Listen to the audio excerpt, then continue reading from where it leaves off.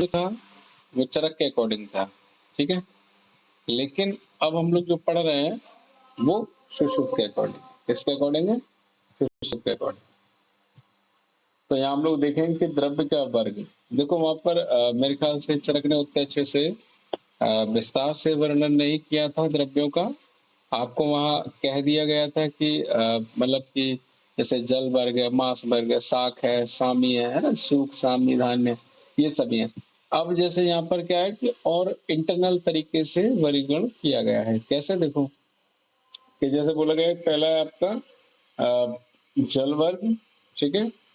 फिर है क्षीर वर्ग, क्षीर यानी दुग्ध, और फिर दही वर्ग, तक्र वर्ग, क्या है? तक्र वर्ग, घृत वर्ग। अब सुनो, जबकि चरक ने केवल दूध के बने हुए विकार बस इतनी सी लाइन लिख दी थी, ये नहीं बताया था कि भाई दही है, तक्र है, घृत है, इनके अलग अलग से वर्ग होते हैं, है ना। लेकिन यहाँ पर आपको सभी के अलग अलग वर्ग मिल जाएंगे। अब दिमाग लगाओगे आप लोग कि ये कैसे वर्ग हैं, तो देखो क्षीर वर्ग में आप लोग देखोगे यहाँ पर डीप में नॉलेज लोगे तो आपको पता पड़ेगा कि भाई बकरी का, भैंस का, गाय का, है ना, जितने भी हैं, तो आपको वो सारी सभी के सभी जो डीप से नॉलेज लेना है, तो आप चरक संहिता में ये सभी के सभी वर्ग विस्तार से बताए गए हैं, ठीक है। तो आप चरक संहिता में देख सकते हो इस तरीके से। और दही वर्ग, ठीक है। तो दही वर्ग भी आप लोग देखेंगे, है ना, कि क्या क्या किस किस की दही बनाई जाती है ना। तक्र में भी देखें किस किस का तक्र है। तो ये सारी चीजें बताई गई हैं। घी है, तेल है, तेल वर्ग में भाई किस किस का तेल ले लिया गया है, ये सभी चीजें। मधु वर्ग है, तो मधु वर्ग आप लोग मेरे ख्याल से अष्टांग हृदय में पढ़े हो, यहाँ पर भी पढ़े हो चरक में, ठीक है। इच्छु वर्ग, ठीक। मद वर्ग यानी कि जो भी मद है, आसव, अरिष्ट, है ना, जो मद करने वाले जो द्रव्य हैं, तो वो सभी के सभी आपके मद वर्ग में रखे गए। फिर स्पेशली बताया गया मूत्र वर्ग, ठीक है। तो ये मूत्र वर्ग अलग ही बताया गया, जबकि आपको भी पता है चरक संहिता में जब आप पढ़ोगे तो 8 प्रकार के मूत्र बताए गए हैं, ठीक। तो इस तरीके से आपको सीक्वेंस में मेरे ख्याल से याद करने की कोई जरूरत नहीं, बस एक बार सुपरफिशियली देखना कि दूध से बनने वाले विकार कितने हैं। तो मेरे ख्याल से आप लोगों को यहाँ पर 3-4 ही दिख रहे होंगे, ज्यादा नहीं। देखो, दही है, मट्ठा है, घृत है और दुग्ध, ये 4 ही है। तो 4 वर्ग ये याद कर लिए। फिर आप क्या कहोगे, भैया दूध में पानी मिला दो, ठीक है, लो दूध में पानी मिला दिया, ठीक है, तो जल वर्ग हो गया। अब कहते हैं कि चलो इसी के साथ साथ पानी कहाँ मिला सकते हैं आप लोग? मद में मिला सकते हो, ठीक है। यहाँ पर भी पानी मिला दिया, ठीक है। अब आपके पास बचा हुआ है कि तेल मधु, तेल मधु दोनों का कलर एक जैसा ही होता है ना, हल्का पीलापन लिए हुए रहते हैं, ठीक है। और इच्छु मूत्र, ठीक है, बहुत ज्यादा इच्छु रस पीते हैं तो काफी मूत्र भी आता है, ठीक है। इसलिए गर्मी में डिहाइड्रेशन नहीं होता है, जगह जगह ठेले पे लगे रहते हैं गन्ने का जूस, है ना। तो एक ऐसी कॉरिलेशन बना के याद कर लेना। फिर यहाँ पर बताया अन्य वर्ग, अन्य द्रव्य वर्ग। अन्य मतलब ये अन्य नहीं है, ये अन्न है, बात समझो। अन्य, देखो एक ये होता है अन्य, ठीक है, अन्य, और एक ये होता है अन्न, ठीक है। कहते नहीं कि आप लोग अन्न के लिए ही पढ़ रहे हो, ठीक है, और किसके लिए पढ़ रहे हो? अन्न के लिए नहीं, अन्न के लिए पढ़ रहे हो, है ना, इसके लिए पढ़ रहे हो, ठीक है। जब आप पैसे कमाने लगोगे तो आप क्या करोगे? अन्न ही तो कमाओगे, अन्न ही तो खरीदोगे, ठीक है। तो ये वो वाला अन्न है। तो यहाँ देखेंगे हम लोग सभी कि साली वर्ग, कुधान्य वर्ग और मुग्ध आदि वर्ग, मांस वर्ग, फल वर्ग, शाक वर्ग, पुष्प वर्ग, कंद वर्ग, लवण वर्ग, कृतअन्न वर्ग, भक्ष वर्ग और अनुपान वर्ग, ठीक है। तो अनुपान वर्ग इज वेरी वेरी इंपॉर्टेंट, ठीक है। ये मैंने तौर पे मेडिसिन पे यूज करना होता है, ठीक है। बाकी के तो आप लोग कभी भी कोई भी चीज खा सकते हो। आपको पता है सीजनल वाइज फल वर्ग आते हैं, है ना। ये फल वर्ग में कौन कौन सा रखा है? जैसे केला है, आम है, पपीता है, लाइक जो भी है सभी आपके फल वर्ग में आ जाएंगे। साग वर्ग में क्या आ जाएगा आपका? ये जितनी भी पत्ते वाली सब्जियां हैं, है ना, जैसे भी आप पालक है, ठीक है, जीवंती है ना, और भी एक्स वाई जेड। अब जैसे पुष्प वर्ग है, तो पुष्प वर्ग में आपके पास दुनिया भर के पुष्प आ जाएंगे, ठीक है। तो इनका विस्तार से नॉलेज लेना है तो आपको चरक संहिता में मिलेगा, यहाँ नहीं मिलेगा। आई थिंक आप लोग जब सेकेंड ईयर में आओगे तब आप लोगों को ये पढ़ने को मिलेगा, फर्स्ट ईयर में तो नहीं है ये, लेकिन चरक संहिता में आप जब पढ़ोगे तब मिल जाएगा। वहां पर सभी के वर्ग विस्तार से बताए गए हैं। लवण वर्ग आप लोग जानते ही हो, ठीक है, 5 प्रकार के बताए गए हैं, है ना। किसी आचार्य ने 6 मतलब 8 प्रकार के ही बताए, ठीक है। तो इस तरीके से आपको याद रखना है। कंद वर्ग, कंद में क्या होता है, जैसे आपको पता है शकरकंद, है ना, सुना होगा। आलू भी क्या है, एक कंद ही है, ठीक है। तो ये कंद वर्ग है। और मुगदाली वर्ग का मतलब होता है दाल वाला वर्ग। कौन सा? दाल वाला वर्ग, ठीक है। साली ये चावल है ना। और ये कुदान आपका, जिसमें मतलब कि गेहूं वेहूं आ जाता है ना। अब आते हैं कृतअन्न। तो कृतअन्न वर्ग क्या रहता है, ये स्पेशली जो व्यक्ति बीमार होते हैं ये उन्हीं लोगों को दिया जाता है, ठीक है। जैसे कि आपको दाल का पानी हो गया, चावल का पानी हो गया, ठीक है, खिचड़ी हो गई, ठीक। तो इस तरीके से ये सब कृतअन्न वर्ग में आता है। आप लोग जब पढ़ोगे ना तब आपको समझ में आ जाएगा कृतअन्न वर्ग में होता क्या है, ठीक है। और ये भक्ष वाले जो चबाने वाले वर्ग हैं ये स्पेशली बताए गए। अनुपान वर्ग को अलग से याद कर लेना, ठीक है। अनुपान में क्या रहता है कि जैसे आप कोई मेडिसिन लेते हो, ठीक, तो अनुपान मतलब कि उस मेडिसिन को जिसके साथ लिया जा रहा है, तो वो मेडिसिन की जो मतलब कि एक नॉर्मल एक क्रिया होती है, उससे दुगनी अच्छी तरीके से वो काम करेगा, तो इसको बोलते हैं अनुपान वर्ग, ठीक है। जैसा कि मैं आपको बताता हूँ कि अधिकतर से आयुर्वेद की मेडिसिन को कहा जाता है कि गुनगुने पानी से सेवन करें, ठीक है। तो इसका मतलब ये क्या हो गया, अनुपान हो गया, है ना। तो आप गुनगुने पानी से सेवन करते हो तो उससे जल्द से जल्द और अच्छा रिजल्ट मिलता है। तो कुछ मेडिसिन ऐसी होती है, जैसे मेरे ख्याल से अश्वगंधा पाक है, इसे आप बेटा पानी से नहीं ले सकते हो, है ना। इसे आप किससे लोगे, ये दूध से लिया जाता है। तो दूध से लोगे तो इसका रिजल्ट अच्छा आता है। ऐसे हरिद्रा खंड है, ये भी आप दूध से ले सकते हो। तो इसी तरीके से बहुत सारी ऐसे मेडिसिन है, जैसे कि दुनिया भर की ये चीजें कि वो जो कुछ पान के पत्ते के साथ ले लिए जाते हैं, कुछ गन्ने के रस के साथ ले लिए जाते हैं, है ना। तो ये सभी अनुपान होते हैं। जैसे गृहिणी वाली जो अधिकतर से मेडिसिन होती है, उन्हें मट्ठे के साथ ही लिया जाता है। तो ये अनुपान वर्ग होता है, ध्यान रखेंगे। ये क्या है, अनुपान वर्ग है, जो कि आपकी दवाई को लेने पे एक अच्छा सा रिजल्ट प्रदान करे, ठीक है। चलो नेक्स्ट हम लोग देखेंगे यहाँ पर द्रव्य की संख्या।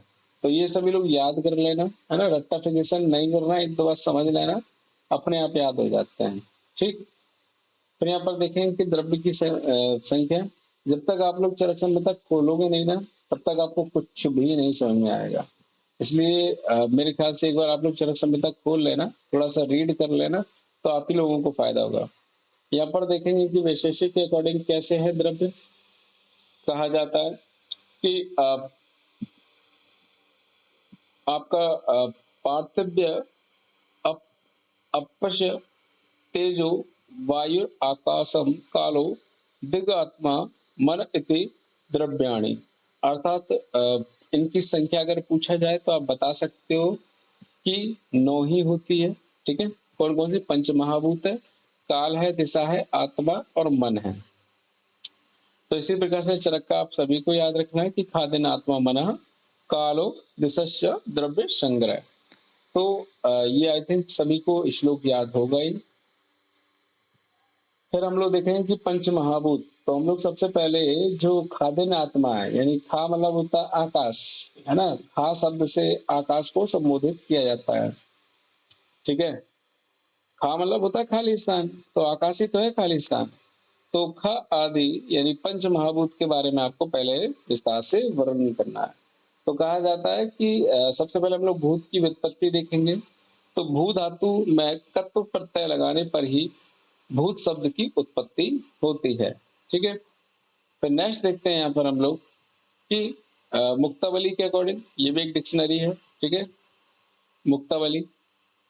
तो यहाँ पर बताया गया कि बाह्य इंद्रिय ग्रह विशेष गुणात्मम भूतत्वम, अर्थात बताया गया कि बाह्य इंद्रियों के द्वारा ग्रह हो सकने वाले शब्द आदि विशेष गुण जिसमें हो वे भूत है।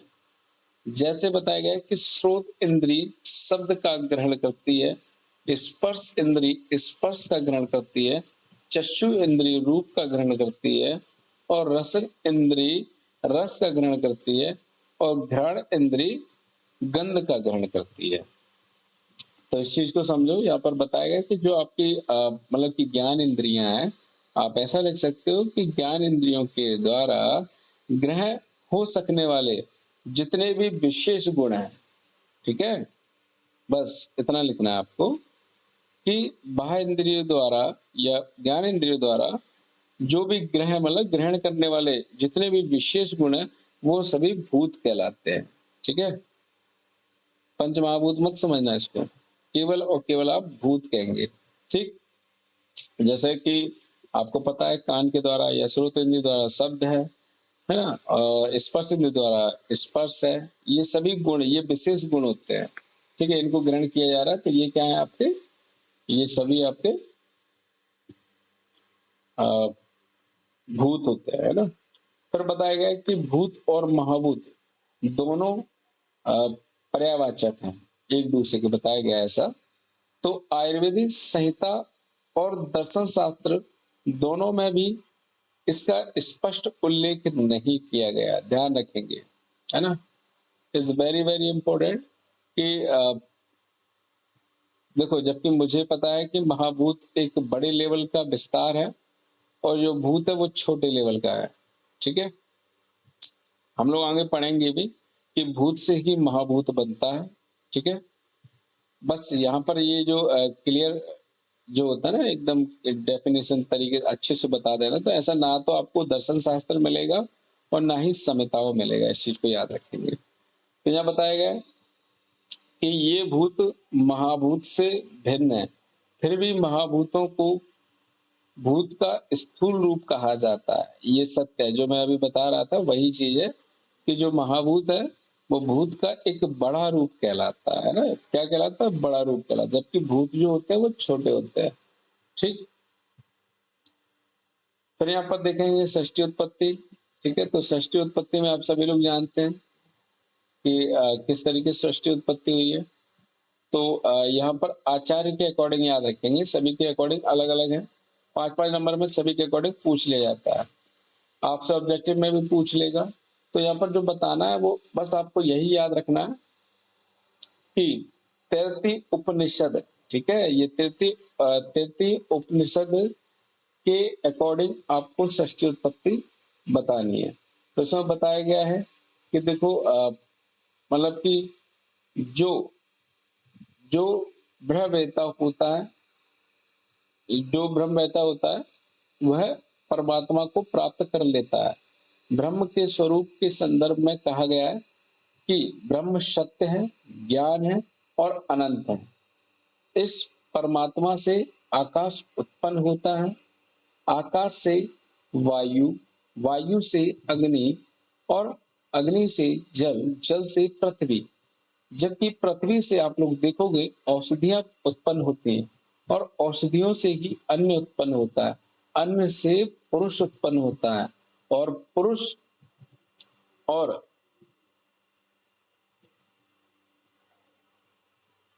पुरुष और मतलब कि पुरुष अन्न और रसमय है, ध्यान रखेंगे, पुरुष क्या है, अन्न और रसमय है।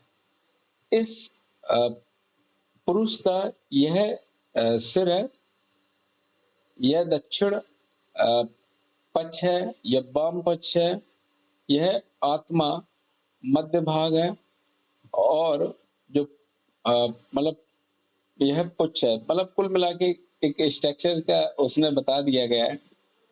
आप जैसे ही पुरुष बनाते हो तो उसमें बता सकते हो कि मतलब अ, ऐसे करके ये लो, ऐसे ये सिर बन गया है ना, और ये हाथ बन गए, ये पैर बन गए, इस तरीके तो वो बता रहा है कि ये वाला जो पक्ष है ना, ये वाला इतना वाला, ठीक है, तो ये बाम भुजा यानी कि लेफ्ट साइड है, ये वाला है, और जो ये राइट साइड है ना? तो इस तरीके से आपको बताना है। और जो निचला वाला है वो बता रहा है कि इसको पुच्छ से संबोधित कर दिया, ऊपर वाला है ना? तो ये सिर हो गया। तो इस तरीके से वो बता रहे हैं, ठीक? कि पुरुष को कैसे पहचानना है आपको, ठीक? यहाँ पर भाई पुरुष आपका देखो अ, ये आप टेबल फॉर्म में याद रखेंगे, 33 की अकॉर्डिंग है यहाँ पर, यानी परमात्मा से आकाश है, आकाश से वायु, अग्नि, जल, पृथ्वी, औषधि, औषधि से अन्न, और अन्न से आपका क्या होगा? अन्न से आपका पुरुष हो जाएगा, है ना? अन्न से आपका पुरुष हो जाएगा, ठीक? तो ये पुरुष की उत्पत्ति कर लिया आप लोगों ने। तो इनके भी अकॉर्डिंग अधिकतर से पूछा जाता है, ठीक? तो ये एक जनरली लैंग्वेज में लिखा गया है ना? और जबकि सांख्य दर्शन के अकॉर्डिंग एक साइंटिफिक रीजन के साथ दिया गया था। चरक में जो दिया गया है वो एक साइंटिफिक रीजन के साथ दिया है, ठीक है? लेकिन आपको ये भी पूछ सकते हैं, तो आपको याद रखना है इस चीज को। फिर यहाँ पर देखेंगे कि यहाँ यह संख्या उपस्थित हो सकती है कि यदि परमात्मा सर्वव्यापी है और सबका आत्मा है, तो परमात्मा प्राप्त कैसे हो सकता है? यहाँ पर इनका ये खंडन करने के लिए अन्य आचार्यों की संख्या उत्पन्न हो रही है, ठीक है? बोला कि यार इस तरीके से आप किस तरह कैसे बिना लॉजिक के कोई भी नियम पारित कर सकते हो, है ना? तो ये क्वेश्चन उठा रहे हैं बाकी के आचार्य, कह रहे हैं कि यदि परमात्मा सर्वव्यापी है और सब मतलब सबका आत्मा है, तो परमात्मा प्राप्त कैसे हो सकता है? प्राप्ति तो उस विषय की होती है जो हमारे पास ना हो। ध्यान रखना इस चीज को। इस शंका का समाधान इस प्रकार किया जाता है कि यहाँ परमात्मा की प्राप्ति और अप्राप्ति का अर्थ परमात्मा के साक्षात्कार और असाक्षात्कार से है। अर्थात देखेंगे यहाँ पर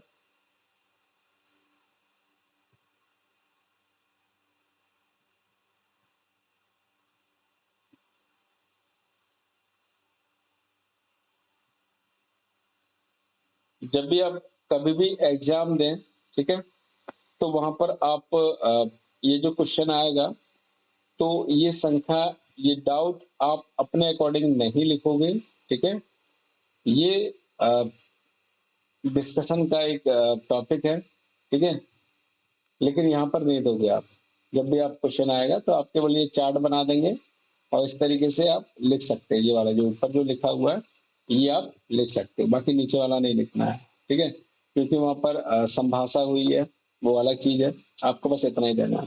फिर वहां पर हम लोग चलते हैं, नेक्स्ट हमारे पास आते हैं कि न्याय और वैशेषिक दर्शन के अकॉर्डिंग यहाँ पर क्या बताया गया है कि देखो वैशेषिक दर्शन अनुसार विश्व की सभी वस्तुएं चार महाभूत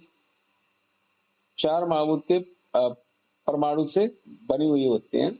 आकाश को यहाँ पर नहीं बताया गया है न्याय वैशेषिक में, क्योंकि वह नित्य और विभू है, ठीक है? तो आपको बताना है कि ये जो चार है हमारे पास महाभूत, तो इनको अकॉर्डिंग ही जो भी चीजें बनी हुई हैं, ठीक है, सारी चीजें इन्हीं के द्वारा बनी हुई, चार ही महाभूत के द्वारा। आकाश का कोई रोल नहीं है, क्योंकि आकाश नित्य है, विभु है, ठीक है, पहले से उपस्थित है, कहीं पर भी देख लो ये कह रहा है। परमाणु के संयोग और विभाग से वस्तुओं की क्रमशः उत्पत्ति और विनाश होता है। आप सभी जानते हैं कि संयोग और विभाग से ही या तो निर्माण होगा या तो विनाश होगा।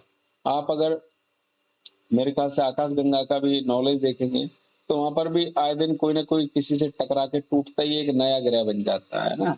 तो आप लोग देखोगे, थोड़ा ब्रह्मांड की ओर जाने की कोशिश करोगे तो आपको बहुत अच्छे से नॉलेज हो जाएगा कि कभी ना कोई ग्रह हमारी पृथ्वी से भी टकराया होगा, है ना? या इससे पहले और भी ग्रह थे, एक दूसरे से टकराते रहते, कोई भी टकरा सकता है। तो विनाश और किसी से जुड़ा है ना, यानी कि विभाग और संयोग से ही उत्पत्ति और विनाश होता है, इतना याद रखेंगे। फिर बताया गया है कि परमाणुवाद के अकॉर्डिंग कारण के गुण पूर्वक ही कार्य के गुण होते हैं, इसलिए जैसे गुण परमाणु में होंगे वैसे ही गुण उससे या उनसे बनी हुई वस्तु में होंगे। क्लियर तरीके से आप लोग देखेंगे कि जैसे कोई चीज है ना? आपने कहा कि मुझे टंकी बनानी है, वो भी प्लास्टर की, है ना? सीमेंट वाली टंकी देखी होगी आप लोगों ने। आजकल तो प्लास्टिक वाली टंकी हो गई हैं, उनकी बात नहीं कर रहा हूँ मैं। जो प्लास्टर सीमेंट की बनती थी, उसकी मैं बात कर रहा हूँ, ठीक है?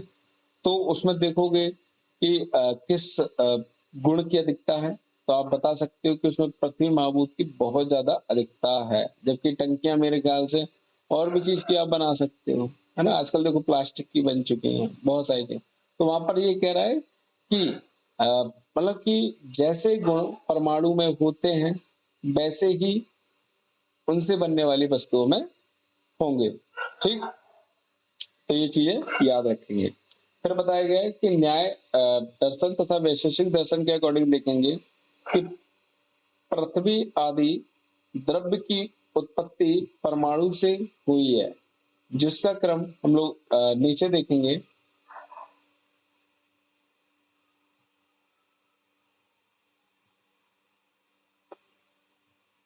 कहा जाता है कि जब जीवों के कर्म काल के भोग का समय आता है, तब महेश्वर कि उस भोग के अनुकूल षष्ठी उत्पत्ति करने की इच्छा होती है।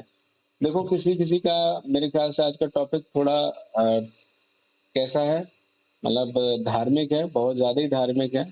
तो बस सुनने की कोशिश करना, है ना? जितना आपको अच्छा लगे उतना ग्रहण करना, ठीक है? और जो नहीं समझ में आए वो मुझसे बाद में पूछ सकते हो, ठीक? तो यहाँ पर यही चीजें बताई गई कि जब जीवों के कर्म काल के भोग का समय आता है, तब महेश्वर की उस भोग के अनुकूल षष्ठी उत्पत्ति या षष्ठी उत्पन्न करने की इच्छा होती है। इस इच्छा के अकॉर्डिंग ही जीवों के अदृष्ट के बल से वायु परमाणु में चलन उत्पन्न होता है। ध्यान रखें कहां पर, कौन से, यानी कि वायु में एक बवंडर टाइप का या एक गति पैदा होती है, ठीक है? जिसमें क्या होगा, बहुत सारे परमाणु गति करेंगे।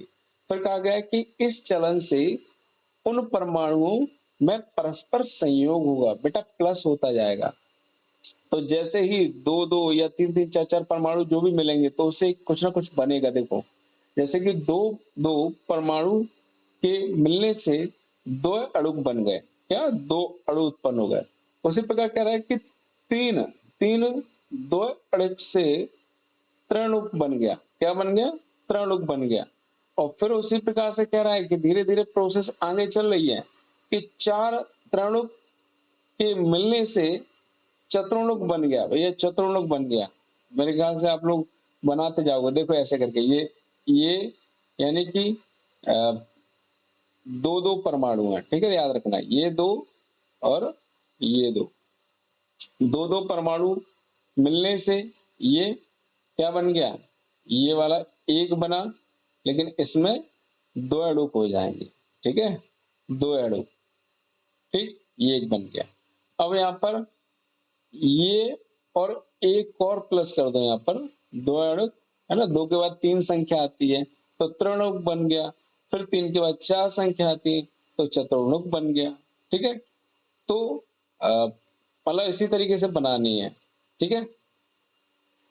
फिर कहा गया है कि इस तरह एक महान वायु उत्पन्न होती है, बहुत विशाल वायु उत्पन्न होती है, बवंडर जिसे कहते हैं। उसी वायु से अग्नि परमाणु के परस्पर संयोग से अग्नि दो अणु तथा अग्नि तीन अणु आदि की योजना होकर महान अग्नि का निर्माण होता है। आप सभी जानते हो जब कोई अणु आपस में टकराएंगे, चिपकेंगे, तो आपको नहीं लगता कि अग्नि उत्पन्न होगी? डेफिनेटली उसमें अग्नि ही उत्पन्न होगी, ठीक है? और जैसे ही अग्नि उत्पन्न हुई थोड़ी बहुत, तो वैसे ही अग्नि ने अपने अणु बनाना स्टार्ट कर दिए। बोले कि दो अग्नि वाले अणु ने क्या बना लिया, दो अणु बना लिया। और फिर जब ये जो दो दो अणु मतलब कि अग्नि के दो अणु हैं, ये आगे चल के प्रोसेस के दौरान 3 अणु बनाएंगे, ठीक है, जिसे अग्नि त्रयाणु कहते हैं। यदि मतलब कह रहा है कि आदि की योजना होकर महान अग्नि उत्पन्न होती है, फिर कह रहे हैं इसी तरीके से 4 महाभूत की उत्पत्ति होती है। आप बढ़िया लिख सकते हो, ठीक है। तो चारों महाभूत की उत्पत्ति कर दी। फिर कहते हैं कि यही संक्षेप में परमाणुवाद के अनुसार षष्ठी उत्पत्ति का कारण है। तो आप बता सकते हो कि परमाणुवाद के अकॉर्डिंग षष्ठी उत्पत्ति कैसे की जाती है, ठीक है। तो परमाणुवाद के अकॉर्डिंग इस तरीके से षष्ठी उत्पत्ति हो रही है। और यहाँ पर आपको बताना है न्याय दर्शन और वैशेषिक के द्वारा ही इस तरीके से षष्ठी की उत्पत्ति होती है। उसी प्रकार से यहाँ पर सांख्य और योग दर्शन के अकॉर्डिंग षष्ठी की उत्पत्ति कैसे होती है, ठीक है। तो ये भी याद रखेंगे। इसमें बहुत सारी चीजें लिखी हुई हैं, मैं यहाँ पर केवल चार्ट फॉर्म में बता देता हूँ, आप उसी को याद रखेंगे, बाकी इसको आप एक बार रीड कर लेंगे, ठीक। ये मैं पहले पढ़ा चुका हूँ। तो देखेंगे कि प्रकृति पुरुष के संयोग से महत का निर्माण होता है, और महत से बेटा अहंकार का निर्माण होता है, और अहंकार से 3 चीजें बनती हैं, सात्विक अहंकार, राजस अहंकार और तामस अहंकार, ठीक। फिर कहा गया है कि राजस और सात्विक ये दोनों मिलकर आपकी 5 ज्ञानेंद्रिय, 5 कर्मेंद्रिय तथा मन बनाते हैं, और राजस और तामस ये दोनों मिलके आपके 5 तन्मात्राएं बनाते हैं, शब्द, स्पर्श, रूप, रस, गंध। और ये 5 तन्मात्राएं बाद में जाके लास्ट में पंच महाभूत बनाते हैं, और जैसे ही पंच महाभूत बना वैसे ही शक्तिमान बन जाता है, ठीक है, ध्यान रखेंगे।